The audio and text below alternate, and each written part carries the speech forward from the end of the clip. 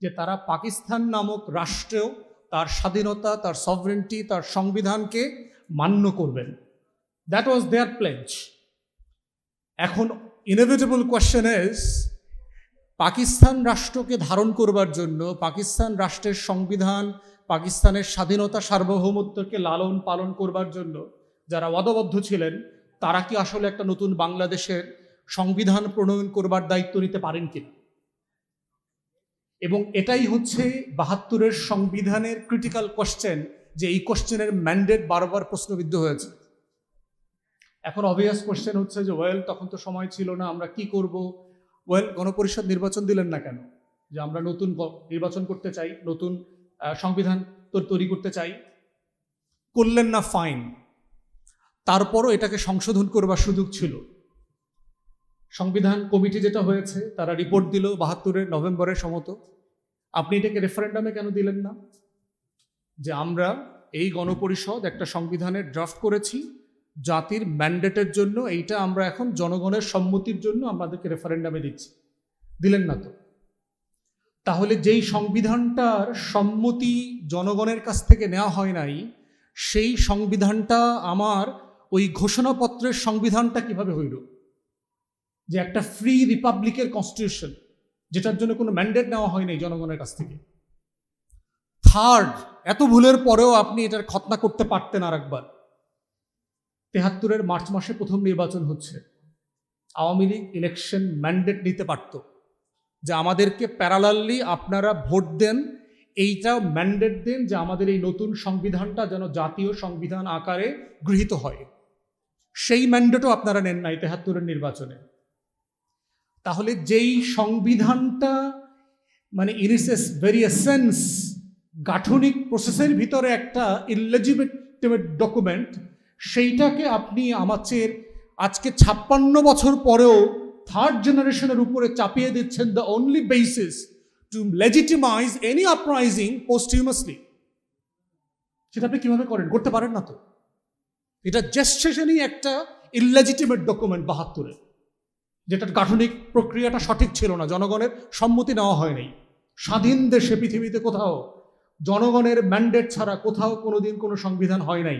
Either আপনি Scottish মডেলে যেতে পারতেন। ২০১৪-তে, ১৫-১৬-তে স্কটিশ রেফারেন্ডামের আগে তারা টোটাল ডকুমেন্টেশন রেফারেন্ডামের আগেই জনগণের কাছে দিয়ে দিয়েছে। কই ৭০-এ ৬৯-এর গণ অভ্যুত্থান, কই আপনারা তো প্রস্তাবিত বাংলাদেশ রাষ্ট্রের সংবিধান নামে কোনো কিছু প্রস্তাব করেন নাই। তাহলে ৬৯-এর গণ অভ্যুত্থানে আমার ম্যান্ডেট পাইতাম, ৭০-এর নির্বাচনে আমি ওই সংবিধানে ম্যান্ডেট পাইতাম, ৭১-এর যুদ্ধে আমি ওইটার জন্য ম্যান্ডেট পাইতাম। সেটাও আপনি করেন নাই। আপনি পোস্টও কিছু করেন নাই, প্রিভিয়াসলি কিছু করেন নাই, কিন্তু জনগণের উপরে চাপিয়ে দিচ্ছেন as if this is the only document to জাজ the nation right or wrong. এখন প্রশ্ন হচ্ছে with regard to the substance, is it a very well drafted constitution? No, it is not. পৃথিবীর ইতিহাসে আমরা যারা আইনের ছাত্র, সবচেয়ে ব্যাডলি ড্রাফটেড কনস্টিটিউশনের একটা হচ্ছে এই ৭২-এর সংবিধান। সবচেয়ে বাজেভাবে লিখিত সংবিধান, এবং ভারতীয়রা দাবি করেছে এই সংবিধান তারা করে দিয়েছে। কলকাতা হাইকোর্টের যিনি সিনিয়র অ্যাডভোকেট ছিলেন সুব্রত রায় চৌধুরী, ওনারা এই সংবিধান লিখে দিয়েছেন। ভারতের পক্ষ থেকে এই সংবিধান দেওয়া হয়েছে আমাদেরকে। এবং আপনি যদি ভারতের সংবিধানের সাথে বাংলাদেশের সংবিধান পড়েন, article by article, words by words, comma and semicolon, আপনি এটার সাথে মিল খুঁজে পাবেন। Except the federal state. Bharat একটা ফেডারেল স্টেট, তার যে কাঠামোগত পার্থক্য আছে এটার সাথে আমার সংবিধানের, আমরা ফেডারেল না ইউনিটারি মডেলের স্টেট, সেই স্টেটের যে ডিফারেন্স। এছাড়া বাকি সকল প্রভিশনের ভিতরে আপনি সেটার পাবেন, মিল খুঁজে পাবেন। কারণ পার্থক্যটা কোথায়? ভারতে তো কোনো ঘোষণাপত্র নাই স্বাধীনতা। ভারতে কি রক্তাক্ত যুদ্ধ হয়েছে ৪৭ সালে? আমার গর্বের জায়গা কোথায় যে আমার একটা রক্তস্নাত যুদ্ধের মধ্য দিয়ে আমি একটা দেশ পেয়েছি। আমার হাজার হাজার মানুষ জীবন দিয়েছে এই দেশটার জন্য। ভারত দিয়েছে ১৯০ বছর ধরে দিয়েছে, কিন্তু একটা মানে টেন্স পিরিয়ড ধরে আপনি একটা স্বাধীনতা যুদ্ধ হয়েছে, সেটা তো ভারত পাকিস্তানের সত্যি আপনি বলতে পারবেন না। ভারত পাকিস্তানের যুদ্ধে কোনো ঘোষণাপত্র ছিল না, কিন্তু আমার স্বাধীনতা যুদ্ধে একটা ঘোষণাপত্র ছিল।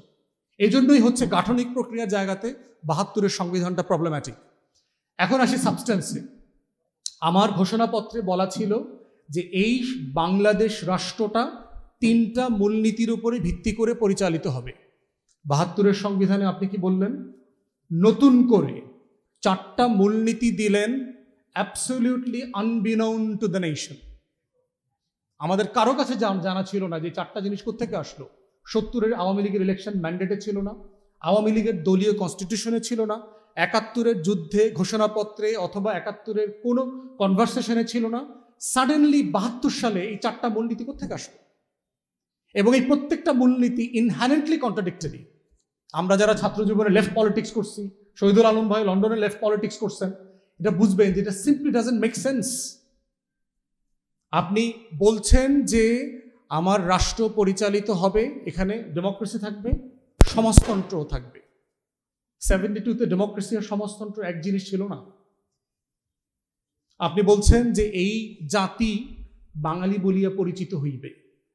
তাহলে আমার রাষ্ট্রের হাজার হাজার চাকমারা পাহাড়িরা যেই ঘোষণাপত্র শুনে যুদ্ধ করতে গিয়েছিল, তাকে আপনি 1 বছর পরে বললেন যে তুমি যদি বাঙালি না হও, তোমার আইডেন্টিটির কোনো স্বীকৃতি আমার কাছে নাই। তাহলে ওই যে ফ্রি, ইনক্লুসিভ, ডেমোক্রেটিক রিপাবলিকের কথা বললেন, সেই রিপাবলিকের প্রত্যেকটা এসেন্স অ্যান্ড প্রিন্সিপালের সাথে এই 4টা মূলনীতি যায় না সিম্পলি। কারণ এখানে অবাঙালিরাও যুদ্ধ করেছে। 16ই ডিসেম্বর এই স্বাধীন বাংলায় ঊর্ধ্বভাষী মুক্তিযোদ্ধারা বিজয় মিছিল নিয়ে 32 নম্বরে গিয়েছে এবং তাদেরকে গুলি করে আমার সোনার বাংলার মুক্তিযোদ্ধারা হত্যা করেছে। ঊর্ধ্বভাষী মুক্তিযোদ্ধা। চাকমাদেরকে শেখ মুজিব বলেছিল বাঙালি হয়ে যাওয়ার জন্য। তাহলে আপনি এই রাষ্ট্রটা তৈরি করলেন যেই প্রিন্সিপালের উপরে ভিত্তি করে 72-এর সংবিধান তার প্রত্যেকটা প্রিন্সিপালের কুঠারে আঘাত করেছে। তাহলে এই সাবস্টেন্স দিয়ে আপনি এই রাষ্ট্রটাকে ইনক্লুসিভ কিভাবে ধরে রাখবেন? আপনি মানে গণতন্ত্র রাখবেন, আপনি আবার সমাজতন্ত্র রাখবেন, এবং রেখে কি হয়েছে দেখেন, কোন গণতন্ত্র হয়েছে। আপনার 72-এর সংবিধানে গণতন্ত্র ছিল, কিন্তু 73-এর নির্বাচনে তো আমরা গণতন্ত্র দেখি নাই। 73-এর নির্বাচনে তো আমরা কোনো গণতন্ত্র দেখি নাই। 293টা সিট পাওয়ার পরে শেখ মুজিব বঙ্গভবনে দাঁড়ায় বলেছে, আজকে দেশে কোনো বিরোধী দল নাই। শেখ মুজিব বলছে। বিরোধী দল না থাকাটা কি আপনার দেশের জন্য কোনো ক্রেডিট? গণতন্ত্রের জন্য ক্রেডিট? জাসদের শত শত এমপি ক্যান্ডিডেটকে পিটায়া এলাকা ছাড়া করে দিয়েছে, কয়েক ডজনকে হত্যা করেছে, ইলেকশন করতে দেয় নাই। তাহলে আপনারা কেন কিসের জন্য বললেন গণতন্ত্রের কথা? এটাই তো মুক্তির লড়াইতে ছিল। আপনি বলছেন যে সমাজতন্ত্র থাকবে, আবার বলছেন যে গণতন্ত্র থাকবে। গণতন্ত্রের সাথে তো উদারনৈতিক ক্যাপিটালিজম, পুঁজিবাদী সমাজের বৈশিষ্ট্য আছে। সংবিধানে বলা আছে যে একটা ফ্রি এন্টারপ্রাইজ থাকবে, কিন্তু সেখানে আপনি দেখলাম যে 72-এর পরে, 73-এর পরে বাংলাদেশের সব প্রাইভেট এন্টারপ্রাইজ, পাটকল, জুটমিল সবকিছুকে ন্যাশনালাইজ করে ফেললেন। এই ন্যাশনালাইজেশন থেকে আমার মুক্তির লড়াইয়ের সাথে কনসিস্টেন্ট ছিল না তো। তাহলে এইভাবে 72-এর সংবিধান আমার মুক্তির লড়াইয়ের প্রত্যেকটা আকাঙ্ক্ষার সাথে বেইমানি করেছে। এবং তারপরে দেখেন এখানেই ক্ষান্ত হয় নাই, 4th অ্যামেন্ডমেন্ট করেছে শেখ মুজিব বেঁচে থাকা অবস্থায়। 4th সংশোধনী সকল রাজনৈতিক দল বিলুপ্ত করে তারা শুধুমাত্র একটা জাতীয় দল করেছে, সোভিয়েত ইউনিয়নের মডেলে জাতীয় দল। আওয়ামী লীগ মানে কি অভিশপ্ত একটা দল, নিজের দলটাকে পর্যন্ত বিলুপ্ত করে দিয়েছে। এবং এর সাথে বাংলাদেশের পতিত পলিউটেড বাম সিপিবিরা জড়িত ছিল। এই কমরেড মনি সিংরা থেকে শুরু করে সবাই শেখ মুজিবকে মিসগাইড করেছে when it comes to creating Baksal. তো এই বাকশাল, এই 4th অ্যামেন্ডমেন্টের এই সংবিধান কি আমার 71-এর মুক্তির লড়াইয়ের সাথে কনসিস্টেন্ট ছিল না তো।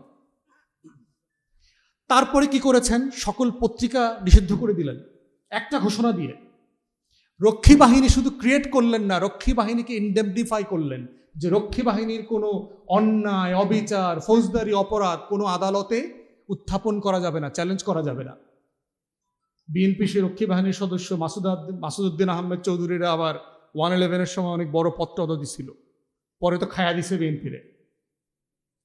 এই যে বাস্তবতাগুলো কেন নতুন প্রজন্ম বিপ্লবের আকাঙ্ক্ষা নিয়ে আবার 24-এ মাঠে নেমেছে, এই পুঞ্জীভূত কষ্ট, ক্ষোভ, বঞ্চনা, যে মুক্তির লড়াইয়ের সাথে আমাদের সাথে এই জাতির সাথে বারবার গাদ্দারি করা হয়েছে, এই জন্যই দেয়ার আর problems with 72's constitution.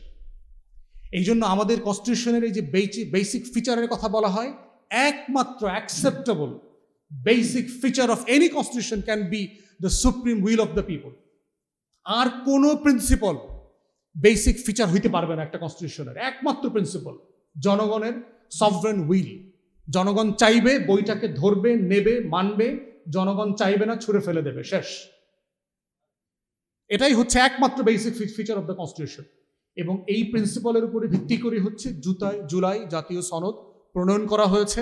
It's a purely a political question, nothing within the definition of the ordinance or the order or the constitutional framework it can be justified.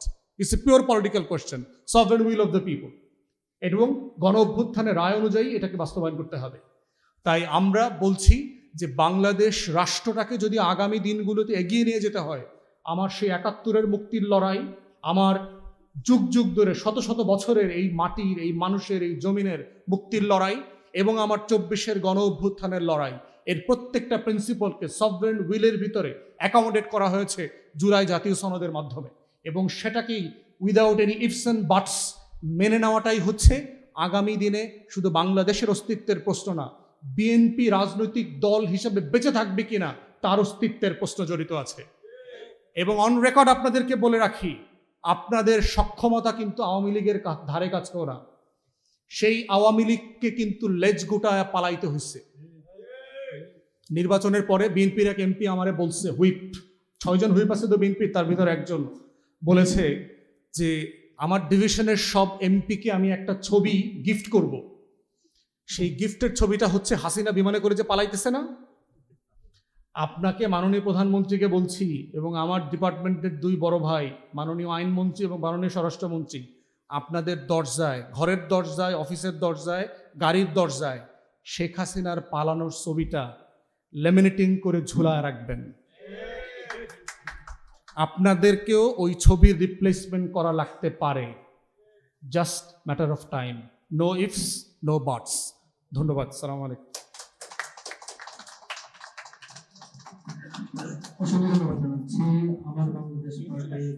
দিতে চাই এবং যেটার বাই ডিফল্ট মানে হচ্ছে যে আমরা মুক্তির লড়াই, ৭১-এর যেই স্বাধীনতা সংগ্রাম তা সেগুলোকে ছোট করতে চাই, হেয় করতে চাই। জুলাই এবং সংবিধান নিয়ে তো অনেক কথা শুনেছেন, আমি একটা সাইড টপিক সেটা আমি আজকে অ্যাড্রেস করি আর কি, যে আসলে what is the crisis of the 72 constitution?